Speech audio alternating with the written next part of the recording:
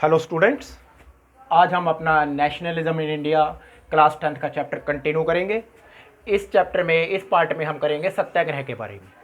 सत्याग्रह सत्याग्रह वो started by Mahatma Gandhi when Mahatma Gandhi came to India 1915 from South Africa. South Africa से जब महात्मा गांधी वकालत की डिग्री लेने के बाद वापस आए तो इंडिया में यहाँ पे उन्होंने सत्याग्रह शुरू किया। सत्याग्रह ये इनके लिए कोई न्यू मेथड नहीं था। सत्याग्रह महात्मा गांधी ने साउथ अफ्रीका में भी शुरू किया था, क्योंकि साउथ अफ्रीका में भी अपार्टहाइड पॉलिसी थी और रेशियल डिस्क्रिमिनेशन था।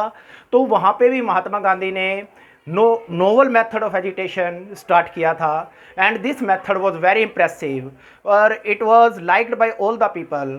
सो Mahatma Gandhi decided to start this satyagraha in India also when he joined Indian politics. तो अब हम देखते हैं सत्याग्रह है क्या। सत्य प्लस आग्रह, इट मीन सत्य का आग्रह है। It emphasized power of truth and need to search for truth. ये सच की पावर पे जोर देता था and need to search for truth, और ट्रूथ की सर्च पे जोर देता। And non violence method of agitation against the oppressor. और ओप्रेसर होता है जो दमनकारी होता है। हमारे दमनकारी कौन थे? ब्रिटिशर्स थे। तो उनके खिलाफ विरोध का नॉन वायलेंस मेथड था अहिंसात्मक रूप से प्रयोग करना। सत्याग्रह के अंदर हिंसा का प्रयोग नहीं होता, नॉन वायलेंस, अहिंसा का प्रयोग होता है। Non violence was also the main weapon of Gandhi ji against the Britishers. तो गांधी जी ने 3 सत्याग्रह किए। सबसे पहले जब इंडियन पॉलिटिक्स में उन्होंने एंटर किया तो कौन कौन से 3 सत्याग्रह थे?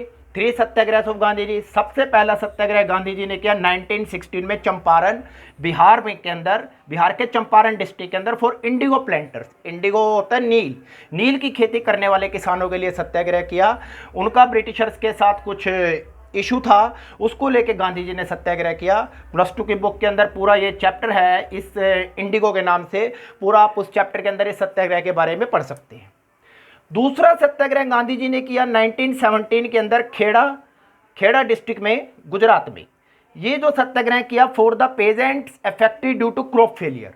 जो पेजेंट्स थे, खेड़ा के किसान थे, डिस्ट्रिक्ट के किसान, वो क्रॉप फेलियर के कारण इफेक्ट हो गए थे, क्योंकि due to drought there was crop failure, but so they wanted to remit their land revenue. वो चाहते थे कि जो उनका लैंड रेवेन्यू है वो माफ कर दे ब्रिटिशर्स, बट ब्रिटिशर्स इसके लिए राजी नहीं थे।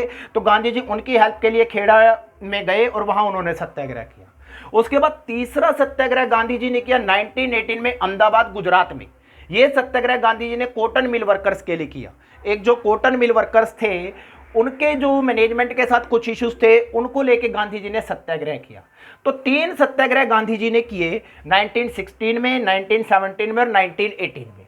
तो इसके बाद जब इन सत्याग्रह से, जब ये सत्याग्रह जो गांधी जी ने ये मूवमेंट किया, तो it was liked by all the people and the results of the satyagrahas were good. So Gandhi ji decided to launch it at mass level. तो गांधी जी ने इसको मास लेवल पे करने का डिसाइड किया। वो अगले चैप्टर में, अब हम नेक्स्ट वीडियो में अब हम देखेंगे किस प्रकार से उन्होंने इनको पूरा किया, इन सत्याग्रह को लॉन्च किया। Now we will discuss about Rowlatt Act. Students, अब हम जानेंगे रोलेट एक्ट के बारे में। Rowlatt Act was also known as black act. ये एक्ट 1919 के अंदर पास किया गया। इस एक्ट को ब्लैक एक्ट मींस काला कानून भी कहा जाता था। ऐसा क्या था इस एक्ट में कि इस एक्ट को काला कानून कहा जाता था?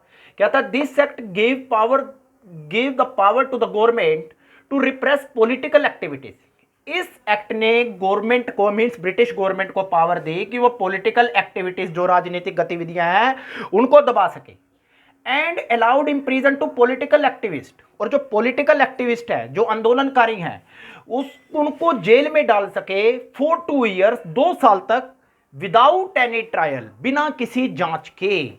भाई इस एक्ट के अनुसार ये बात थी, भाई गवर्नमेंट किसी को भी उठा के अरेस्ट कर सकती थी, और रोलेट एक्ट के अनुसार उसको जेल में 2 साल तक डाल सकती थी, उसकी कोई जांच नहीं हो सकती थी। जबकि किसी को अगर अरेस्ट करना है उसके लिए पहले मजिस्ट्रेट से वारंट लेना होता है, लेकिन इस एक्ट के अनुसार ऐसा कुछ भी नहीं था। सिर्फ शक की बिना पे किसी को गिरफ्तार किया जा सकता था और उसको 2 साल तक जेल में डाला जा सकता था। अब जाहिर है, जो इतना सख्त रूल जो था, इतना सख्त एक्ट जो था, तो इसका विरोध होना तो लाजमी था। अब इसका विरोध भी स्टार्ट हुआ। तो oppose of this law started on 6 April with hartal. Gandhi जी के नेतृत्व में यह हड़ताल की गई 6 अप्रैल 1919 को इस रोलेट एक्ट के विरोध में। और क्या हुआ इसके अंदर, रैलीज ऑर्गेनाइज्ड, जो रैलीज थी, जो पॉलिटिकल एक्टिविस्ट उन्होंने इसके खिलाफ रैलीज ऑर्गेनाइज करी, बहुत सी रैलियां की गई। वर्कर्स वेंट ऑन स्ट्राइक, जो भी वर्कर्स थे चाहे वो किसी भी ऑफिस के अंदर लगे हुए थे, वो सभी वर्कर्स स्ट्राइक पे चले गए, उन्होंने काम करने से मना कर दिया। अब British government decided to clamp down this movement. अब जब इस मूवमेंट का विरोध इतना ज्यादा हो गया तो ब्रिटिश गवर्नमेंट ने डिसाइड किया इसके साथ सख्ती करने का, सख्ती करने के डिसाइड किया भी इस आंदोलन को हम सख्ती से कुचलेंगे, क्योंकि ब्रिटिश का मेन जो मोटिव था वो सत्याग्रही के मन में डर पैदा करना था। और डर कैसे पैदा किया जा सकता था, सख्ती करके। सो उन्होंने क्या किया, ब्रिटिशर्स ने 10 अप्रैल को police fired upon a peaceful procession in Amritsar. Amritsar के अंदर 10 अप्रैल को एक जो शांतिपूर्वक जुलूस निकल रहा था लोगों का इस एक्ट के विरोध में, पुलिस ने उनके ऊपर गोलियां चला दी। अब गोलियां चला दी तो इसका विरोध भी बहुत हुआ, लोगों ने पुलिस स्टेशन वगैरह, पोस्ट ऑफिस वगैरह के में लोगों ने धावा भी बोल दिया। देन जब उस सब के कारण जब लोग और ज़्यादा एग्रेसिव हो गए इस फायर के कारण, गोलीबारी के कारण, तो मार्शल लॉ लगा दिया गया अमृतसर के अंदर। Martial law was imposed. Martial law का मतलब होता है जब जो सारी कानून व्यवस्था है वो पुलिस के हाथ से लेके आर्मी के हाथ में दे दी जाती है और लोगों को देखते ही गोली मारने के आदेश होते हैं।